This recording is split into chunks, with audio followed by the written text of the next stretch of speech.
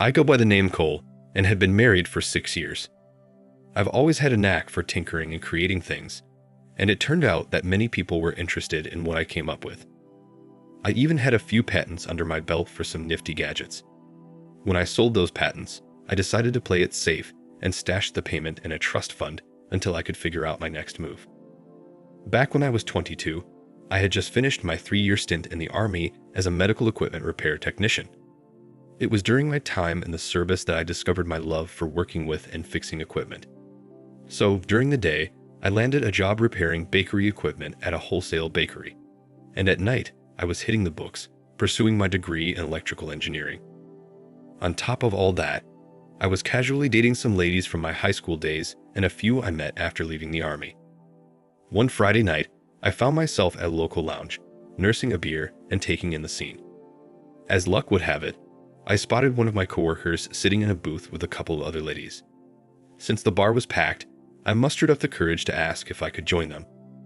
After getting the green light from everyone, I settled into the booth and introduced myself to Joan, who then introduced me to her booth mates, Sandra and Carol. Sandra caught my eye right away, but Carol didn't quite click with me. It wasn't that I disliked her, we just didn't vibe. She wasn't mean or anything, we just didn't have that connection. Sandra kindly scooted over so I could sit next to her in the booth, and Joan and I caught up on our lives outside of work. I tried to strike up a conversation with Carol, but it seemed like we were speaking different languages. We just couldn't seem to find common ground. Sandra was completely focused as I tried my best to engage Carol in conversation. However, it became evident that my efforts were in vain. Sandra then requested that I move so she could use the restroom. Suddenly, I found myself alone in the booth as the ladies convened for a committee meeting. At least they entrusted me with the task of watching their purses. Once the meeting concluded, Joan returned and swiftly gathered her and Carol's belongings. She informed Sandra and me that Carol wasn't feeling well and she was taking her home. This left me alone with Sandra, creating an awkward atmosphere for a few moments. I asked her if she wanted to leave or if I should depart. She declined both options and expressed gratitude for my attempt to converse with Carol. It turned out that Carol had discovered her fiancé cheating with an ex-girlfriend, which had temporarily soured her opinion of all men. From that point on, Sandra and I conversed as if we were the only ones in the entire place. After a couple of hours filled with beer and pizza, I managed to convince her to share her phone number with me, promising to call her. As we prepared to leave, I offered her a ride, but she declined since she had her own car parked there. She hadn't arrived with Joan. The following day, I called her and we arranged a date for the upcoming weekend. We attended a play at a local theater, which happened to be Sandra's first experience of watching a live performance. She instantly became a fan.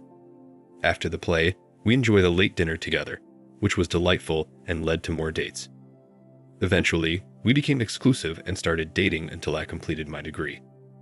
I secured a job as an assistant engineer at a nearby electrical contracting company and asked Sandra to marry me. She happily accepted. 18 months later, we tied the knot. Carol served as the maid of honor, while Joan was a bridesmaid. It was a beautiful wedding, and the reception was filled with joy and laughter. I've mentioned this before, but I've always been a tinkerer since my high school days. I even had a few bakery and commercial restaurant equipment patents that were well received by the industry. To handle all of this, I started my own company while working as a construction electrical engineer. I made sure that all the money went into a company account, so I had something that was solely mine. Through the company, I managed to buy the house we were renting. Things were going really well for about 3 years. I got promoted to lead engineer on a major construction project, and Sandra found a new job in the neighborhood. She believed that since we were financially stable, it was the perfect time to start a family. We tried everything to get her pregnant, but nothing seemed to work. After 2 years, we finally went to a specialist and discovered that due to an injury I had in the service, my sperm count was extremely low and the sperm I produced wasn't motile. Sandra became upset and our sex life came to a halt. It was like someone had flipped a switch. I tolerated it for about 7 months, but eventually I reached my breaking point. I sat down with her and said, "I'm moving out. It's clear that you no longer want any intimacy with me. It's not my fault that I'm infertile. If having kids is more important to you than our life together, maybe we should consider getting a divorce." She started crying, saying she didn't want a divorce and she didn't want me to leave, that she's just so disappointed that we won't have kids, and that she forgot how much I meant to her, and she'll try to be better. I replied, "That won't solve our problems. Your attempts to be better are just as much of an issue as what we're going through now. I don't want you to try. I want you to genuinely want to improve. I won't be far away, and if you ever need anything, you can always call me. I suggest we seek marriage counseling. If you're not open to that, then you should consider getting counseling for yourself. I love you with all my heart, and I'm not leaving just because we haven't been intimate. But I can't bear to be near you when your pain is causing me so much anguish." I finally finished speaking. She remained silent for a moment before asking, "Where will you go? What will you do? When will you come back? How will you know if I get better? Please don't leave." I said, "To answer your questions, I'll still be here in the city. I'll continue working, and I won't abandon you because I love you. However, I need to take some time away. Your pain is hurting me so deeply that I'm afraid it might turn into anger. My mother has offered me a place to stay in the apartment above her garage, and your parents have offered me an apartment in their building. I won't be far away. Please, seek help.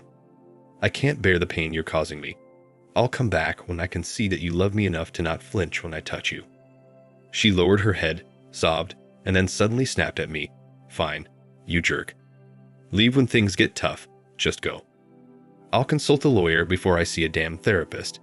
Just go." These words came from a woman who wouldn't even say a curse word. I was taken back. I stood up, walked to the bedroom, and began packing my belongings. Tears streamed down her face as I packed. I packed up my car and hooked up the small trailer we used for camping. It wasn't even close to being full, but I was hoping I wouldn't be gone for too long. I drove for about 20 minutes until I reached my mom's house and started unpacking. After a couple of hours, my mom came up to me and said that Sandra was on the phone. I told her to please take a message or ask her to call my cell phone, that after that last argument, I don't think I'm ready for more right now. I said, "Mom, I'm sorry you're caught in the middle of this. I love Sandra so much, but it's become so difficult just to get a simple kiss from her. I don't know if you want to hear this, but we haven't been intimate since we found out I'm unable to have children. Sandra wants a family, and I even offered to get a divorce if it would make her happy. I'm at a loss for what to do. I'm hoping that moving out will shock her enough to realize the pain she's causing. If not, I might be staying here for a while." I said goodnight to my mom and went to bed. The next day at work, 2 policemen showed up at the construction site and asked to speak with me. They said they were following up on the burglary at my house the previous night. I was shocked. They explained that someone had tried to break into my house through the basement window around 3 a.m. My wife had called the police, and when they arrived, the intruder fled. They asked me why someone would target my house for burglary. I told them about the various gadgets I had and some that I was currently working on. I informed them that I had temporarily moved out and that I would go back home that night to assess the situation. They then revealed the shocking news, "Sir, we had to admit your wife to the hospital. It seems like she had a psychotic episode. She's not in any danger, but the patrolman who responded to the call mentioned that she was hysterical. She's currently at the psych ward in the hospital. She asked the man she was with to leave the house. I'll go see her right away. Don't worry about my belongings. They're not worth a single hair on her head," I assured them. "Please convey my gratitude to all the officers involved. I'll do whatever I can to resolve these issues." It wasn't until the next day that I realized there was a man with her during the incident. When I arrived at the hospital, I was informed that I was on the excluded visitors list and wouldn't be allowed to see Sandra. I inquired about who made the list, and they told me that Sandra and the doctors had contributed to it. To my dismay, my wife had put me on the excluded list. I was furious. At that moment, I decided that enough was enough. I returned to the apartment and sulked for a while before deciding to take action. Firstly, I called the hospital and requested to speak with the doctor. He promptly returned my call and informed me that I was also excluded from receiving any medical updates. This only fueled my anger further. Next, I contacted her parents and informed them about the situation. They expressed their disagreement with her actions and promised to keep me informed. I recounted the events of the past few days and explained how her behavior had led me to believe that moving out was the right decision. After letting Sandra's parents attend to their own matters, I dialed my mother's number. She had worked as a paralegal before retiring, so I sought her advice on finding a good divorce lawyer. I explained that Sandra had completely shut me out of her life, and perhaps my actions would compel her to seek help. I suggested that maybe through a divorce, she could have the children she seemed fixated on. Reluctantly, my mother provided me with the name of a lawyer. I thanked her and allowed her to return to her activities. I decided to take matters into my own hands and called the police to get a copy of the report from my insurance. They told me it would be ready in half an hour, but I had to go pick it up in person. Apparently, electronic transfer wasn't an option due to legal restrictions. When I got the report, something didn't add up. The broken window was only 6 inches high and 24 inches wide, making it impossible for anyone to fit through. On top of that, there were only small footprints around the window, possibly belonging to a female or a child. And to make things even stranger, there was another person in the house named John, who was dressed in a robe at 3:00 a.m. along with Sandra. The name John rang a bell, but I couldn't quite place where I had heard it before. According to the report, neither Sandra nor John saw who tried to break in, but Sandra was really upset about both their names being in the police report. Suddenly, it clicked. I remembered that John was a sales associate at her workplace, where I had met him once before. I also recalled that his wife was the owner of the company. What on earth was he doing in my house at such an odd hour? The next day, I called the lawyer, expecting a man, but it turned out to be a woman. I scheduled an appointment with her for later in the day. I then called my workplace and informed them that my assistant could handle everything while I took the rest of the week off as personal time. My boss immediately called back, insisting that I come to work right away. I relayed the urgency of the situation, and he granted me the time off. When I arrived at the lawyer's office, I requested a divorce filing and a lawsuit against the office where Sandra and John worked. I also asked for a potential eviction notice since the house belonged to my company and Sandra had no ownership in it. We were merely renting it from the company I had established to promote my patents and gadgets. I explained that I had a police report proving that Sandra had a man at the house at 3:00 a.m. Additionally, I mentioned that I had temporarily left due to some issues between us, and coincidentally, the man was there on the same night I left. She informed me that Sandra was currently under a mandatory 14-day hospitalization, which my insurance was covering. She said she would lift the medical information blackout only if I authorized payment. She then suggested that I immediately move back into the house. She also advised me to contact the bank to set withdrawal limits on all joint accounts and cancel any joint ATM cards. After taking care of all the banking matters, I returned to the house and discovered John attempting to enter. I parked my car in the driveway, blocking his way, and he started approaching me. In response, I quickly dialed the non-emergency police line on my cell phone and requested to speak with an officer. As John came closer and motioned for me to roll down the window, I shook my head no and instead showed him my ID from my wallet. Seeing this, he immediately ran off down the road. I chuckled and asked the officer if they had any information about the damage caused by the break-in at my house.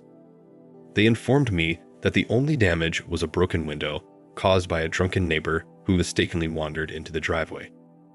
She struck the window when her key didn't fit the door, and then she fled.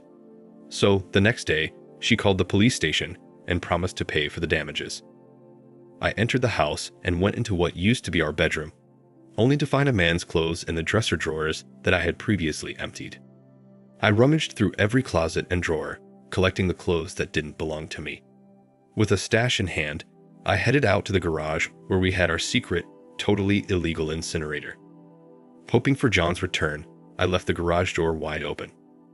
And just like that, as I was tossing the last load into the fiery pit, he appeared. A smile crept across my face as he approached the door. I called out to him, curious about his intentions. Upon witnessing my actions, he simply shook his head and entered the garage. "I suppose I deserve this," he admitted.